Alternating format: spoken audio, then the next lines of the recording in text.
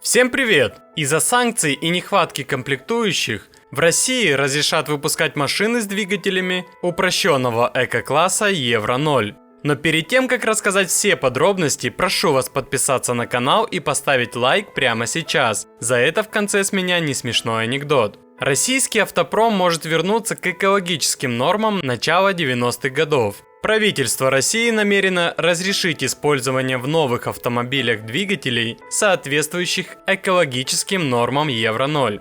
Проект постановления о правилах оценки соответствия колесных транспортных средств, выпускаемых в особый период, проходит этап финального согласования. Особый период, на который планируется серьезно упростить требования к автомобилям отечественного производства, будет действовать с 1 апреля по 31 декабря этого года. Причина возврата в начало 90-х годов прошлого века – прекращение поставок блоков управления двигателей внутреннего сгорания, которые у нас не выпускаются. Ранее сообщалось, что некоторые российские автогиганты уже перешли на использование моторов стандарта Евро-2. Например, КАМАЗ уже выпустил несколько тысяч таких грузовиков.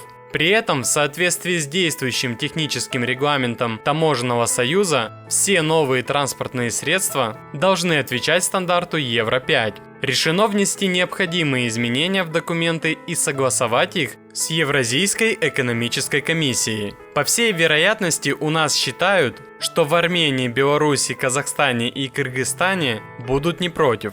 Сами производители отечественной техники считают, что мера своевременная, но временная, созданная на период разрыва технических цепочек. Производители заинтересованы в выпуске машин с высокими техническими параметрами. Это более маржинальная продукция, и как только появится возможность, будут повышать эко-класс. И 5 минут назад пришла новость, что АБС и подушки безопасности под угрозой исчезновения. Совет Евразийской экономической комиссии обновил требования к выпускаемым машинам и сказал: производите, что хотите. Технический регламент о безопасности колесных транспортных средств, в котором содержатся требования к автомобилям, выпускаемым на территории стран Евразийского экономического союза, изменился. Теперь в течение ближайшего года каждая страна вправе устанавливать свои собственные требования к автомобилям. То, что это упрощенный автомобиль, будет обязательно указываться в ПТС и свидетельстве о регистрации. Также информация о них будет заноситься в реестр автомобилей, собранным по национальным требованиям, доступ к которым получат таможни, пограничные службы и, возможно, дорожная полиция.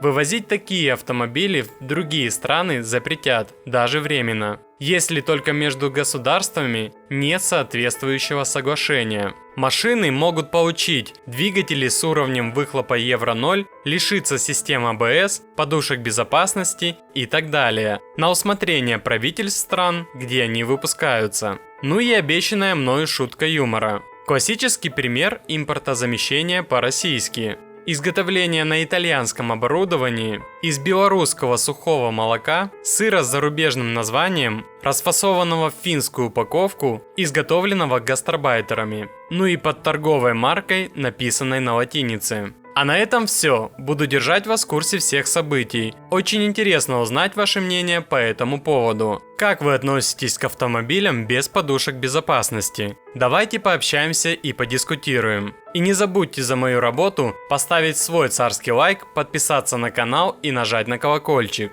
И самое главное, помните, что самое высокоточное оружие всех стран – это телевизор. Поражает мозг молниеносно.